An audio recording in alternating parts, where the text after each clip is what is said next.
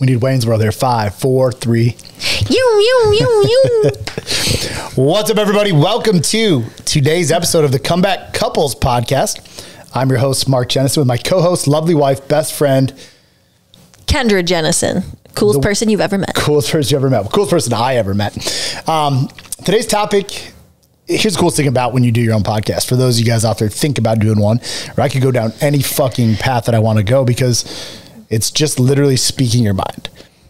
And so you asked me a couple minutes ago, what are we going to talk about today, right? Like you don't even get any heads up. You just say, hey, I need to be here. We're going to sit down. We're going to talk. And I like it that way because it always keeps it authentic. And the truth is I don't even fucking know what I'm going to talk about, but my mind is toiling around. So I actually have a couple multi-dimensional approach and different things I want to talk about. One is about responsibility as a man. Okay. Yep. Which, and not from my perspective, because I think people who follow me know where I stand on freedom, being a man, responsibility, leadership, discipline, all that shit like that. I'm talking about from a woman's point of view. And what's cool about doing this with you, with us, is we get to bring the approach of, well, let's be honest, our demographic, the people we speak to are severed, broken for the most part, right? Like, there's other podcasts out there. They're lying, most of them, but like talking about how great their life is and never had any problems. The truth is we've never really had any problems, but that's because we fucking have worked on it day in and day out. Every single day. Right. So the conversation I want to bring up today was actually going to kind of lead into both those. One, responsibility as a man, right? Because you've been married before and you had someone else. This isn't a knock on anybody else, just the real truth of facts of a man being a fucking man. So we're going to talk about mailing in some of the responsibilities, but the other one is, like we said, about never having a fight, keeping the spark alive. Yep. Like I believe that the honeymoon phase is bullshit. Yep. And you've said that since day one. I don't know where we, because we don't use that term, but I remember you speaking to me saying the honeymoon phase is bullshit. And then you went to like this big tangent per usual, but yeah, per usual. I mean, I think that it's fucking stupid. Like, I don't understand how anything can be a honeymoon phase. If you make a commitment, this will go hand in hand. I want you to talk about you're married to me. You dated me. You've overcome a lot of things. You heard a lot of shit about me before we came here. You've witnessed the growth as a man, right? The metamorphosis of Mark Jennison. You've been able to witness from a guy who was climbing out of a proverbial fiery pit of hell to ultimately leading thousands and thousands of men to their destinies and their futures. But in between there, you've been part of a lot of different things, right? And you've watched the responsibility, how it keeps getting fucking put on me more and more and more and more as we go. But we talk about this honeymoon phase. Most dudes, why this is going to go hand in hand when I wrap this up together is because people fucking get into a relationship, in my opinion, or they have a wife where it sounded good. They went in, but they never wanted to do any fucking work. Sure. Right? They never wanted to do I would agree with that. Impartial. Yeah. And it's not even the fact that like, I don't feel like we do a ton of work, but we do a lot of work because it's the fabric and the DNA of the relationship that we built. Exactly. I'm actually really excited to talk about this. This is a great topic for today. Just a couple of minutes ago, you asked Greg, your brother, when you're here, what is the core value of your family? Or why don't you share some of just the top one of our core value for our family, right? Like this is family, health and fitness. That is why I'm sitting in my gym clothes, still a little sweaty, hair all the way up tight. Like I just got done lifting and it's, every day we do, but yeah. Because it's interesting because people, in my opinion, especially guys who are putting the relationship back together and they don't do, like the comebacks that are listening, they don't necessarily even know or look at their life and the relationship with their wives as like getting down into the niches and the trenches of creating like standards and foundations and values, all this stuff for the relationship. So that's something we're going to talk about. We're going to pivot over to responsibilities. Let's get into it. What is the responsibility of you tell me, a male leader? So I would love to answer this, and I can only answer this obviously for my perspective. And I think it's a pretty strong one, but I have grown up in a very traditional household. Okay. So my mother was a stay-at-home mom her entire life. My dad owned his own heating and cooling business, worked his entire life. My mom stayed home with the kids. So growing up, seeing that, witnessing that, living through that, I had in my head, okay, this is how it's going to be when I get older. I'm going to have a husband who has a hardworking job. And by hardworking, I mean, to me, what hardworking meant was like, he gets dirty, you know, he does construction, labor, like that to me was everything. That was my dad. Right. And he provides for his family. My mom stays home, keeps the house spotless, cooks, clean, runs the kids to the sports, and does everything else. The male works, the mom works at home. Like, to me, that was everything. And so as I got older, I tended to find or to look for those qualities in males. Only quality I really looked for, if I'm being honest, was, does the dude get dirty when he comes home from work? Does the dude get dirty? Is he dirty? Does he put in like a hard days at work? Right. To me, and it sounds so silly, but if you would have asked me, you know, maybe 10 years ago, I would have given you that perfect picture of a hardworking man. Doesn't matter if he makes piss poor money or not. Like, he is providing because he came home dirty. Right. It sounds silly, but to me, I was like, that's what my dad did. Right. And my mom stayed home. She took care of the kids. Anyways, the most important thing from learning and growing, obviously, huge growth as a woman, as a human being, in self-development, and meeting you. The greatest responsibility, the greatest thing I've ever witnessed from you providing for your family is casting a future that I can see, smell, breathe, taste every single day on a daily basis. And what I mean by that is, we literally have endless conversations about where we are going with our future. What does it look like? Who do we need to be right now to be what we see in the future? Right. How do we start living our life with intention today to be who we want to be tomorrow? Exactly. To me, like I said, you to me are everything that a man should resemble, hands down. Physical strength, mental strength. Although so many times I know that's probably one of the most difficult portions of being in a man in your position. The leadership skills, I could truly go on. Just how you love your family. I mean, gosh, like I said, I could truly go on and on. But I don't get dirty at the end of the day. But yeah, what's funny is I don't know if besides maybe riding your dirt bike once in a while and sweating in the gym. You saw me ride the Bobcat, do all this shit out here. Okay, that's true. But that's once in a while. That's not my thing. But truthfully, painting a future, casting, and allowing me and our children to be exactly who we want to be, are truly our most authentic selves, taking that and building us up and taking us with you. So if a man and his wife are sitting there and she's getting up and they're arguing and they're upset because they just feel stuck in their honeymoon phase, cringe, right, is gone, it's because the man is not doing his job as the man, leading his family, leading his wife, leading his kids on where they're going. I have never, ever, we've been together, 5 years now? And I still feel like, almost 5 years, I still feel like some days I wake up and I'm just like, oh my gosh, like this still feels so new. And it still feels so new because we don't ever stop growing together. You just nailed it. The reason it feels so new too, or 100%, is because micro goals and massive goals and checkpoints along the way to get where we want to go. Right. So when you're accomplishing things, right, and some people are listening to this like, oh no, that's not what I want, right? I just want the basic house. I want the basic average life. I want my kids to play baseball, and that's like I just want to live in a small community, and that's fine. That's fine. That if that's for you, then that's for you. Right. But really, in my opinion, what they're saying is, man or woman, man, I don't want the responsibility to actually try to do something big for myself, because if I fail, I'm going to let myself down. Like, there's so many fucking underlying things. Oh my gosh, so many.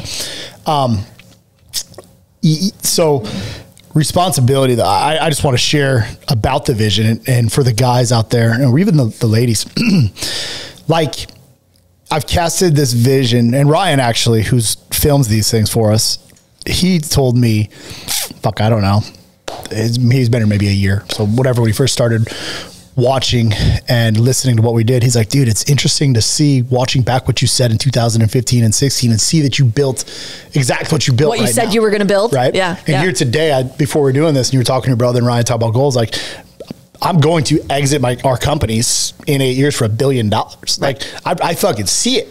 Like, that's where I'm going. Yep. And I also then want to look at responsibilities of what's going to take to get there. And here's one of the other fucking twists I want to put it. When you do big shit for you, for each other, for your kids, for your life, for your wife, for your friends, the world hits fucking hard. It doesn't really want to see me win. If you really like, I'm just going to talk about me for a second. Sure. As a male in this role. As a male in what I do, right? As somebody who's trying to do big stuff, how many times a day do you see me get punched in the mouth? Oh my gosh, daily. Failure after failure after failure. I always often say I'm just too dumb to quit is really what it is, right? But the truth is I want it more. I want success in my eyes, my vision, my life, for my wife, for my kids, for the generations down that I'll never fucking meet, that excites me up and I'm willing to take the punch in every fucking route. Now I talk about the force of average hitting us, and this is where I wanted to go with this. We are going through some tough times in our life right now, right? Like just two things, right? I shouldn't even say tough. It doesn't even feel tough because of the standards, the values, the connection. There is no fucking honeymoon phase. If we didn't have what we have, life would be difficult. Like it really would be difficult to get through what we're going through. Like for those of the guys who listen, Phoenix's mom doesn't have much time left on this earth. Mm-hmm. The girl's dad have decided to take a step for his fucking life, and he's going to go pursue his life in Florida. And whose fucking shoulders does all that fall on? Me and you, right? Absolutely. Responsibility. Absolutely. And the reason I wanted to bring that up is because I don't think enough dudes, especially even guys around me in the comeback. I'm surrounded by a lot of guys who want to like impress me by what they've done. I love them all, right? But I also know they have more to give. But I'm surrounded by a lot of guys who want to impress me and show me the results and say, look at me, instead of saying nothing and going to do big shit. And when I see stuff like that, sometimes I laugh and I'm happy for them, but it's kind of aggravating because I know they could do so much more. And when I look at my life and your life right now as we're going through this thing, as far as the responsibilities coming on us, like I'm actually looking for more. I'm looking for more responsibilities. And we haven't even talked about this, but right. The world got harder. Those things happened. And I said, give me more. That's your own personal. I mean, you are without a doubt a very rare breed of male, you know, in the best ways. All the way down to grandma yesterday, fucking tell me, that sounds stupid, right? I don't have a ton of time, but can I go above and beyond and go get her fucking take care of her, literally make a commitment to your grandma who lives by herself that you will get her groceries weekly and drop them off all the way across town at her house. So what I want to get at here, and I'm not trying to make this the fucking Mark show, but I am trying to point out some things here. You don't really know what you're made of until you know what the fuck you're made of. And you don't know what you're made of until you fucking try to bring more on your shoulders and do big shit with your life. My big shit's not going to be the same as anyone else's big shit. Our big shit's not the same as anyone else. So we're only put in this earth, in my opinion, in the world we live in right now, today, the moment. What is today? May 25th, 2022. It's actually my brother's birthday. In the moment that we live in right fucking now, we are called and compelled to lead one another, take action, love with authenticity, love with connection, love with purpose, right? And what we have right now is our life to live for nobody else but us. Right. And the responsibilities, the problems, the fucking force of average, it comes at us, it hits us in the fucking face as we go through this. We're able to smash through together because of the leadership and the responsibilities that I put on my shoulders, which ultimately I put back on you and you don't even know it. Sure. You don't even see it. So if you're talking to the male or the man and wife that are on the other side of this podcast, tell them right now, how do they become, or how do they take the steps to become the man that their wives, that their kids need, that they look up to you? So how do they take those steps not to become you? Man, this could be, you don't want to become me. It's not always comfortable. The biggest thing obviously is going to be intention. Every single thing that you do in your life, and I watch it on a daily basis, and it's rubbed off on me and onto our children, thankfully, is intention. There's almost not anything we do that isn't with full intent, right? I mean, there's everything I do, everything that I do is with full intention, all the way down to the fact of even making love to you. Like, yes, you are first before me, no matter what. Yep. It's just the way it has to be, right? Everything that I am I'm out to fucking, like, I could go deep here, but you want me to, not even deep, I just could go off on a fucking tangent, but you want me to tell those guys out there, but I want the guys and the girls to listen to this together when they're driving in their cars or wherever they're doing it. It comes down to a choice. Yep. Everything in your life is a choice. I was a piece of shit and you would have never had anything to do with me. One, you were also only like 9 years old. So like when I was going through my time, we have an 11-year difference, but, so that wouldn't have been good for us. But, when I made the choice to go all into our relationship, I was not willing to even have the honeymoon phase, back to this thing, right? I decided that there was going to be standards in what I do. And I got clear. Like, I don't overcomplicate this thing. I got very crystal clear about what I needed in my relationship because I'd never been able to do it before. Yep. And unfortunately or fortunately, it was a challenge. Right. I mean, I think with your winning mindset, you have to look at everything like, how can I win this situation for you? Everything comes down to winning for me. It doesn't make sense to me personally to not win for me at whatever it is. Now, that doesn't mean you get first place like a trophy, but even in that, like, winning to me was not being a lying, cheating piece of fuck. Yeah. Being able to communicate even when I didn't want to communicate. Not allowing fucking Instagram hoes to text message me or whatever, right? Whatever the have access to you, period. Access to me, period. Yep. Putting standards, putting processes in my day-to-day life of like how I'm going to connect and care with you and be around you. But I want you to talk about what I did when I did that. What did you do to the table? Because what the piece that's missing, at least in my audience, is the guys can do 50% or 30% or 70% of what I do. And some of them maybe can, you know, they live with this. They take everything verbatim. Yep. But they forget to really include the wife. Yes. And we talk about this over and over. This is probably one of the biggest, I don't want to say complaints, but it's one of the biggest issues. All these gentlemen that come through I Am a Comeback or decide that they're finally going to do some self-development work, and they do, and they change so much for the better, right? They go from I say 0 to 100, where it's like they are kind of like this POS guy, and now all of a sudden they're like, they're clean, they're dedicated, they're intentional every day. They have new goals and they're setting this, and their wives are sitting in the back corner like, what the heck? I love this new man that I see making these changes, but what about me? Right. I mean, you've worked with a lot of ladies that have said that. A lot of ladies said that. Or even just had conversations with them. Yes. I mean, and this is the number, I would say it's the number one issue is, okay, so my husband can change for some guy he met on the internet, but he couldn't change for me. They take it very, very personal. They take it, you know, the ego is just shattered in that sense. Like, I couldn't be that for my husband. Anyways, for the how do I say this? The greatest thing the male can do, what he's forgetting to do, is bring your wife with you. So I can only share this story, and I've said it so many times before, but we were in California. Mark was doing a mastermind thing, and it was from 6 a.m. till like 8 o'clock at night every single day. And he said, hey, you know what? Here's the credit card. We were in Huntington Beach, Newport Beach area. And he's like, you just go shopping. You go to the beach, you go surfing, you do whatever you want to do while I do this for our family. And I was like, okay, fine. Like, no big deal, right? Cool, right? Shouldn't complain. First world, you know. By the second day, he would maybe get a break for lunch, and he could tell something was off. Anyways, by that second night, I met him back in the hotel room, and I was in tears. And I was in tears because Mark was continuously striving and becoming this better man, which I was so proud of, but I didn't feel like he was bringing me along with him. So I'm breaking down and I'm saying, I don't know if this life, if I can do this with you. Like, I'm not you. I don't know how to be you. You're not leading me to, like, you're not showing me how to match your energy, to match your levels. Like, what goal, like, teach me, right? So I'm sharing this with him, and I'm sad and I'm crying about it because I love who you were becoming, but I wanted to be that too. And I didn't know how, and I was scared that you didn't know how to show me. Anyways, long story short, he opened up his notebook. Inside the notebook that he had written in this mastermind was everything about me, the kids, our family, where we're going. It was basically everything we have right now. It was everything we have right now, right?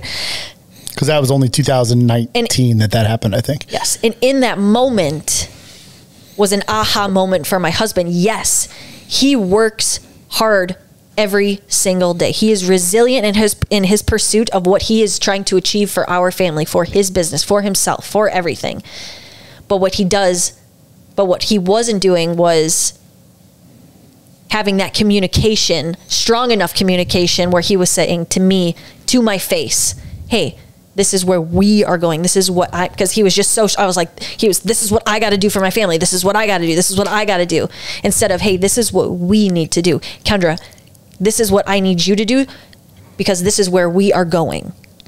And in that moment, as soon as he started doing that, I felt so important. I started to soar. I started to thrive. My goals, my intentions, everything became so crystal clear because of the path that you laid down for us.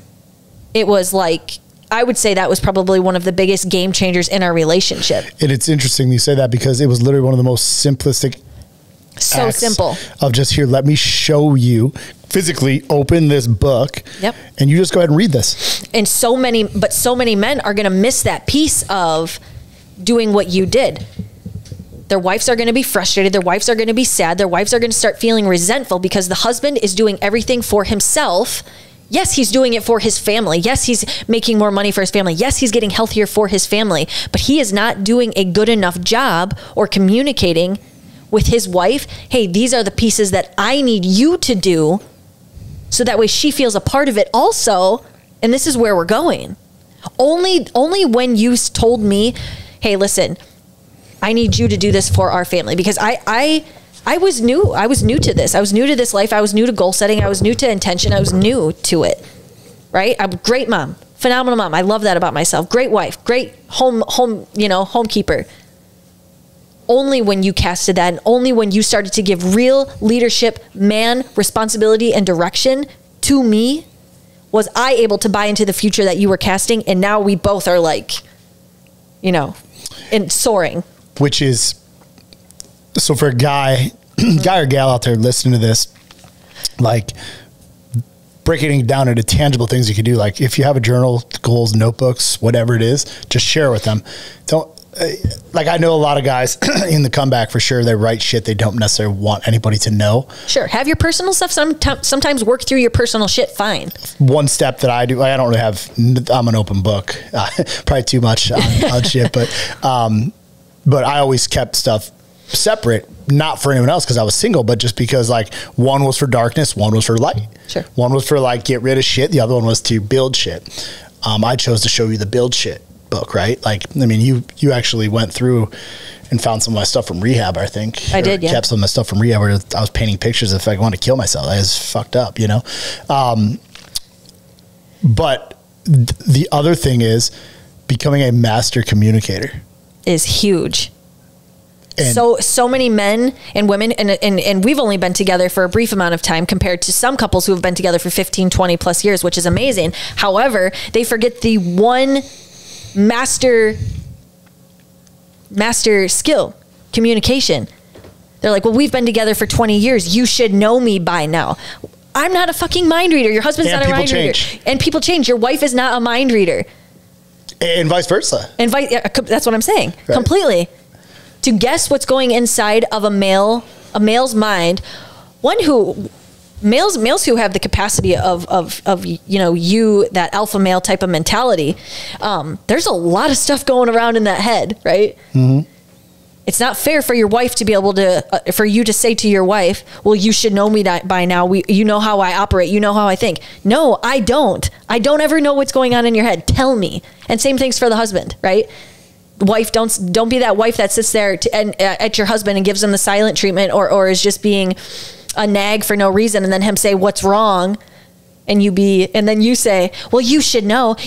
No, he shouldn't know. He's not a mind reader. Those become just like stupid little fucking games that people play with each other too. They get so caught up in it every single day, and it blows my mind. And that bullshit. They get addicted to almost the fucking fighting. People get addicted. Right? It's got to be it, right? They just love. Because somewhere in their mind, that chaos is they look for it. It became a craved attention at some point. Where attention, and maybe that's the only way they're getting attention. Whatever happens. But when I talk about becoming we could do another podcast on this. But when I talk about becoming a master communicator, and I preach and teach on this when we do some of our comeback experiences and some of the stuff I do in the Comeback Alliance, but communication isn't just about verbal with your words, right? It's a lot of different things. So many different things. It's eye contact, it's body touch, language. It's feels, body language, it's fucking, doing things. Everyone can go read the 5 love languages, but it's really about taking the time to figure out which ones you want to excel at for you personally, and ultimately to excel at for your loved one, for your wife, spouse, whatever, because typically they're not the same. Like sure. we're not the same on our love languages, right? Like no, we're not. Just not. But that doesn't mean that we're not compatible.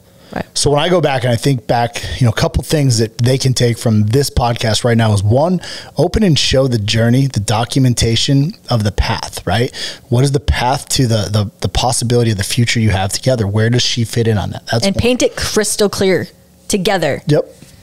Crystal clear on where you are going in your future, why you are doing what, as the male, as the leader, why you are doing what you are doing, and what your wife can do to come with. Like, hey, this is what I also need. Can you help me do this, right? And that there's a whole nother topic inside of that why. And sometimes guys hold on to the why because it's big and it's scary and they got these audacious goals and their ego, right? On another side, right? Some of the dudes that listen to me, follow me, they've been beat down by their own choices for such a long time in a negative place. And sometimes the wives and grandmas and moms, people are like, you're a dreamer. And these are guys massively successful. Fuck you. You can't do this, whatever. Sure. And then all of a sudden these guys found this newfound freedom in their comeback, and they don't want to share, excuse me, they don't want to share the future with the wife because it's like their own power. It's like this place where they come in. Mm-hmm. Dude, that is wrong. So wrong. And even if it's just one line at a time, yep. Right? Like, you don't got to open up and fucking. I love that. And especially for the wives, like you said, because sometimes there is that resentment of how you had just talked about. But for the wife, if your husband comes up to you and tells you, hey, this is what I think, this is what I'm trying to achieve, this is where I would like for our future to go, and you sit there and you laugh, or you say you're crazy, or you sit there and you knock him down, just do yourself a favor and leave right there. Because if you're not going to grow together, you're not going to grow, period. Yeah. I've said this before. Unfortunately, some of the greatest gifts that came out of the comeback for some relationships is they got a divorce. Yeah. Allow the man to lead. Allow the man to lead. That is his job. End of story. Doesn't matter what relationship it is. Doesn't matter the roles. It is the male's job to lead. Allow him to lead, and allow him to do that. Allow him to do it how he needs to do it. Be the support for him. I mean, I got to be honest, there's been so many times that you've come up to me and you said, hey, maybe some really super crazy, audacious goals. Who am I to say that they're crazy? Who am I to say that they're audacious? Hey, you know what? You told me this is what you want. This is where we're going. This is how you want to do it. I got your back. Well, I've got a 100% track record of accomplishing every goal I've ever written down. So you do what you say you're going to do. Literally, I do that what I say I'm going to do. That does help me believe in where we're going. Let's be honest, though, the goals get bigger and bigger and bigger. But fuck, as long as I'm alive and I got a breath and a choice inside me, I'm going to keep accomplishing them. And I'm going to take my wife with me. So I want to give some tactical shit. Like we kind of talked about it. If you're a male out there and you're from the outside, you're catching this maybe on somewhere Ryan put it, or inside the council thinking about coming to the Alliance or coming to our events or whatever, and you don't really know what to do, like get out a fucking notebook today and write down your future, number one. And if inside of your future, the man you want to be says, I want to urge myself to do more self-development. I want more of what these two have. I want more freedom. I want to be able to actually have a fucking conversation with my wife where I tell her I love her and I want to fuck her, right? Whatever that looks like to you, then take the action to maybe look into something else that we do inside the comeback, or go check out somebody else. I don't give a shit. Like every piece of content that we create is set to leave people better than we found them. So I want you to give the parting words away to the wife. What can a wife do right now today? I love that. What can a wife do today? Girlfriend, wife. Girlfriend, whatever. We talked a lot about the male's responsibility in leading you, helping you, guiding you, casting that future of what it looks like and where you guys are going. So that way you can buy into why you guys need to grow together, where you're going, right? That's massive. And that was a really big role in our relationship at first. For the wives, you also need to grow. You can't just hop on this roller coaster, which would be your husband, and allow him to drive you all over the place without working on yourself. We would not be where we are at if I also didn't grow with you in self-development, in strength, in physical, in mental, and that doesn't mean you have to grow at the same rate. That no, oh my gosh, Mark is light years ahead of me. Let me tell you, we are on completely different levels. However, I'm still trying. I'm still growing. There's days where I wake up and I'm on fire. There's days, so that's a massive portion of that. Allow your husband to lead, but you also need to grow. That means start physically. Maybe you need to exercise. Start mentally. There's a boatload of mental health or self-development books. Fucking YouTube it right now, right? I mean, I used to literally just YouTube Joe Rogan, like motivational podcasts. It was just enough. I didn't know where to start. I didn't know how to start. At least I started. Anyways, that I would say that is massive right there. Communication, huge. There was, no matter what it is, do not just assume that your husband, no matter how long you have been together, knows what you are thinking. Have some balls, speak your mind, and work it out.